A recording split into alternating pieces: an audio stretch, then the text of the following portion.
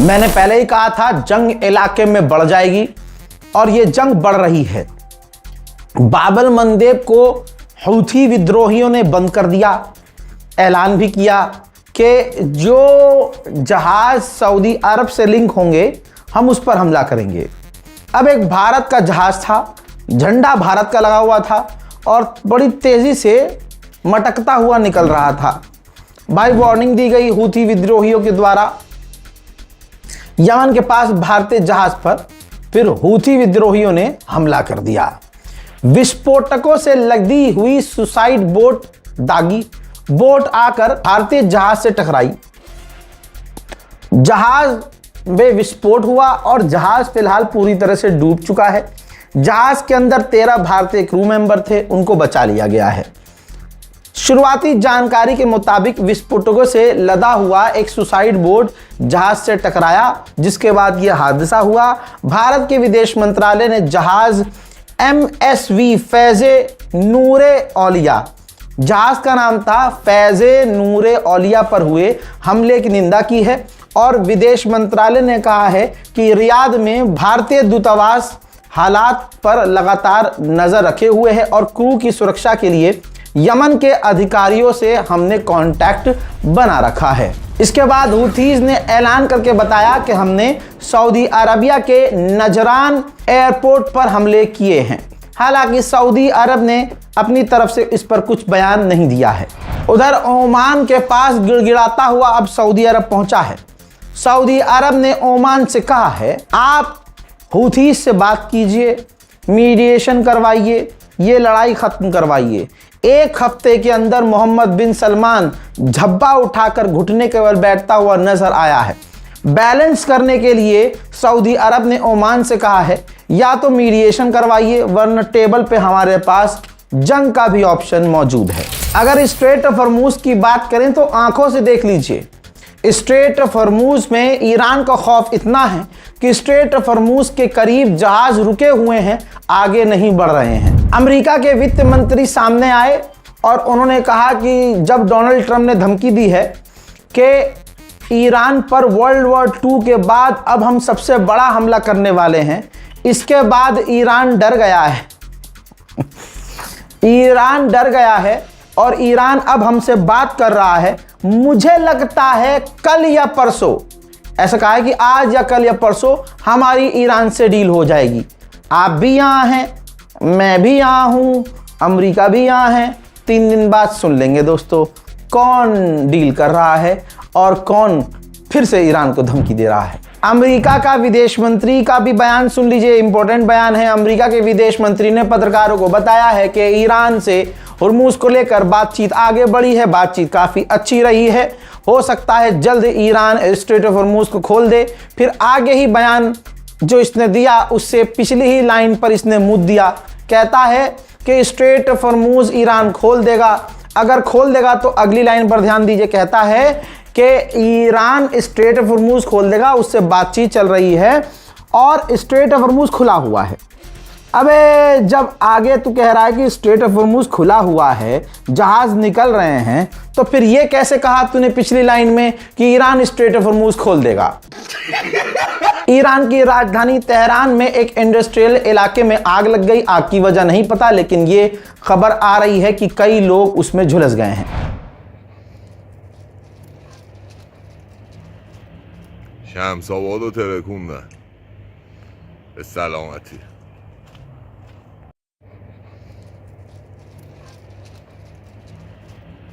शम्स आबाद رو ترکوندن به سلامتی.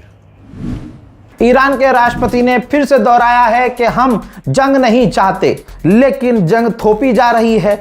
हम अपने बॉर्डर, अपनी जमीन, अपने लोगों की रक्षा करेंगे। این درگیری چه در محله، چه در شهر، چه در کشور، چه بین کشورها یه بیماری است که اتفاق افتاده. از شیطنت، قلدری، زیادخواهی یه عده آدما منشأ میگیره که به حد و حدود خودشون رضا نمیدن. आप सभी को मुबारकबाद देते हुए मैं इस खबर को पढ़ रहा हूं और शेयर कर दीजिएगा। खबर कंफर्म है कि ईरान के करीब से अमेरिका अपने फाइटर जेट यहां तक कि समुद्री जहाज भी दूर कर रहा है। तो फटी किसकी है? चड्डी। आप खुद अंदाजा लगाइए और इस वीडियो को शेयर कीजिए। अब जैसे ही ये खबर फैली, अमेरिका को लगा कि यार ये तो डैमेज कंट्रोल करना पड़ेगा, तो उसने खुद एक वीडियो जारी कर दिया जिसमें मिडिल ईस्ट के आसमान में अमेरिका का एक टैंकर अमेरिका के ही F-22 फाइटर जेट को रिफ्यूल करता हुआ नजर आ रहा है। सच्चाई यह है कि मिडिल ईस्ट के कई इलाकों से अमेरिका ने अपने फाइटर जेट, अपने टैंकर उठाकर इसराइल में तैनात कर दिए हैं। ये इसराइल का रेमोन एयरपोर्ट है, मिलिट्री एयरबेस है समझ लीजिए। यहां पर अमेरिका के बहुत सारे टैंकर एक ही फ्रेम में खड़े हुए नजर आ रहे हैं। उधर मेरे दोस्तों हमला करने की अब औकात नहीं रही, या यूं कहो अब इतनी हिम्मत नहीं रही, क्योंकि वो सारी बड़ी मिसाइलें मारकर ईरान पर देख चुका है, खामनाई को शहीद करके देख चुका है। ईरान का एक बच्चा भी नहीं झुक रहा है। अब इसने पोस्ट किया है कि ईरान के साथ डील होने वाली है, मंडे को दोबारा से स्ट्रेट ऑफ हॉर्मुज और सीज फायर को लेकर बात होगी। कल अरबईन का दिन था शिया समुदाय के लिए, और यूं कहूं, माफी चाहूंगा, मैं कहूंगा सारे मुसलमानों के लिए। देखिए, शिया अलग हैं, सुन्नी अलग हैं, लेकिन रूट सबका एक ही है। कौन है ऐसा जो हुसैन से प्यार न करता हो? 40वें का दिन अरबईन कहलाता है। मेरे दोस्तों, इराक में करबला के अंदर लाल झंडा दिखाया गया। इमाम हुसैन के हरम में उनके रोज़े के सामने लाल झंडा लहराया गया। काफ़ी बड़ा झंडा है, और मिडिल ईस्ट में ये लाल झंडा, इराक, ईरान, सीरिया, उस तरफ ये लाल झंडा बदले की भावना का होता है कि हम दुश्मन से बदला लेंगे। लिहाजा ईरान समर्थक और ईरानियों का मूड साफ है कि कातिले खामनाई को छोड़ना नहीं है। अमेरिका के ही एक नेता, सेनेटर ने, जो बड़ा आदमी है, बड़ा सेनेटर है, उसने कहा है कि डोनाल्ड ट्रंप ने ये जंग शुरू की है, ये जानबूझकर शुरू की है अपने दोस्तों को, जिनकी कंपनियां तेल की हैं, उनको फायदा पहुंचाने के लिए। जहां आम अमेरिकियों को ईंधन, तेल, गैस की कमी हो रही है, डोनाल्ड ट्रंप के दोस्त जिनकी तेल की कंपनियां हैं वो अमीर हो रहे हैं, माला माल हो रहे हैं। दुनिया की तेल की सबसे बड़ी कंपनियों में शुमार होता है अरामको। लीजिए, अरामको के CEO को आज देख लीजिए। इन्होंने कहा है कि दुनिया के इतिहास में स्ट्रेट ऑफ हॉर्मुज का बंद होना तेल की कंपनियों के लिए इतिहास का सबसे बड़ा झटका है। इससे बड़ा झटका तेल इंडस्ट्री को नहीं लग सकता। हमने हालांकि तेल की प्रोडक्शन को बढ़ा दिया है। उधर मेरे दोस्तों, सांप ने अपना रंग दिखा दिया। कितना भी दूध पिला लो, सांप डसता ही है। सीरिया के जोलानी ने अपनी फौज को, जो सीरिया की फौज है, उसे इराक से सटे बॉर्डर पर रेड अलर्ट पर डाल दिया है। ईरान ने कहा है कि ऐसी मिसाइल्स जिसे हमने आज तक इस्तेमाल नहीं किया और दुनिया को दिखाया तक नहीं है, ऐसी एंटी शिप क्रूज मिसाइलें हम अमेरिका के युद्धपोत के खिलाफ तैनात करने की तैयारी में हैं। अमेरिका दावा कर रहा है कि हमने 45 ईरान के जहाज़ों को स्ट्रेट ऑफ हॉर्मुज से घुमा दिया है, हमने क्रॉस करने नहीं दिया है। एक अफवाह उड़ी, पिछले 24 घंटे से उड़ी रही है कि ईरान के राष्ट्रपति पेजेश्कियान रिजाइन देने वाले हैं। हालांकि जब ये खबर पहुंची पेजेश्कियान तक, तो पेजेश्कियान ने इसको झूठी अफवाह बताकर इनकार कर दिया है। अमेरिका और इसराइल किस कदर फेल हुए हैं, इसमें कमाल ईरान का नहीं है, ये गैबी ताकत है जिसने ईरान की ये मदद की है। इसराइली मीडिया के द्वारा पूरा चिट्ठा खुल चुका है कि इजराइल ईरान इराक के बॉर्डर पर हवाई हमले करता, बॉर्डर टूटता, भगदड़ मचती, 1 लाख से ज़्यादा कुर्दिश आतंकी ईरान में घुसते और वो सपोर्ट करते रज़ा पहलवी को, और जो ईरान के अंदर रहने वाले ही रज़ा पहलवी के सपोर्टर थे वो उनके साथ मिलकर लगभग 1.5 से 2 लाख लोग हो जाते, और फिर तेहरान जैसे अलग अलग शहरों पर कुर्दिश आतंकी कब्जा कर लेते, और फिर एक तरह से बड़ी जीत इसराइल और अमेरिका की होती और आज की तारीख में कहानी कुछ और होती। लेकिन ताकत गैबी ऐसी ईरान के साथ थी कि कुर्दिश तब से लेकर आज तक पिट रहे हैं। डोनाल्ड ट्रंप अमेरिका के मिनिस्टर्स, विदेश मंत्री कह रहे हैं कि ईरान से बातचीत हो रही है। मीडिएटर कतर कह रहा है कि कोई डायरेक्ट ईरान और अमेरिका की बातचीत नहीं हो रही है, ना इसमें कोई डेट तय है, न समय दिन तय है, कुछ तय ही नहीं है।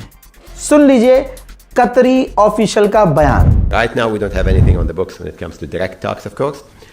We are doing our job as mediators along with Oman and the other mediators and Pakistan and everybody in the region in exchanging ideas between parties, but we are hopeful that if we can get a resumption of the talks anytime soon, we'd be able to push forward towards a major deal that would help us walk back into भाई mediator बनाकर पाकिस्तान को Trump पछता रहा है, कोई फायदा नहीं हुआ। ईरान ने पाकिस्तान की भी कुछ ना सुनी। अब असलियत यह है, अंदर की बात यह है कि डोनाल्ड ट्रंप पाकिस्तान से दूर हो गया है और पाकिस्तान को एज अ मीडिएटर यूज नहीं कर रहा है, ना पाकिस्तान से कोई मदद कर रहा है। अब वो कतर और ओमान से कह रहा है कि ईरान से बात करो। अभी ये भी खबर कंफर्म हो गई है कि कतर के अमीर ने डोनाल्ड ट्रंप से फोन पर बात की है और जानकारी दी है कि उन्होंने ईरान से क्या बातें की हैं। हजरत मोहतरम, एक बड़ी खबर आ रही है, बड़ी अजीब व गरीब है।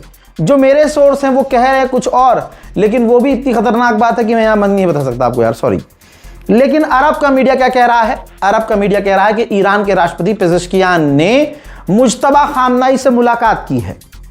यह मुलाकात किसी दफ्तर, ऑफिस, अंडरग्राउंड बेसमेंट में नहीं हुई थी, ये कार के अंदर हुई थी।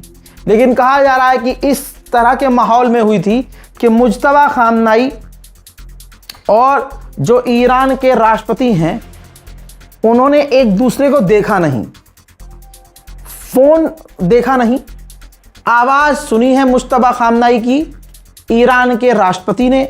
में भी हो सकता है कि कुछ प्रोटोकॉल हो ऐसे, क्योंकि भरोसा किसी पे नहीं किया जा सकता। सवाल पेजेश्कियान पर भी कई बार उठे हैं, इसलिए तो पेजेश्कियान हो सकता है अगली सीट पर हो और सुप्रीम लीडर शायद पिछली सीट पर हो, बीच में पर्दा लगा रखा हो, कुछ भी हो सकता है। बहरहाल यही बात अरब की मीडिया के द्वारा सामने आई है। ये तो कंफर्म है कि जनाब मुज्तबा खामनाई जिंदा हैं।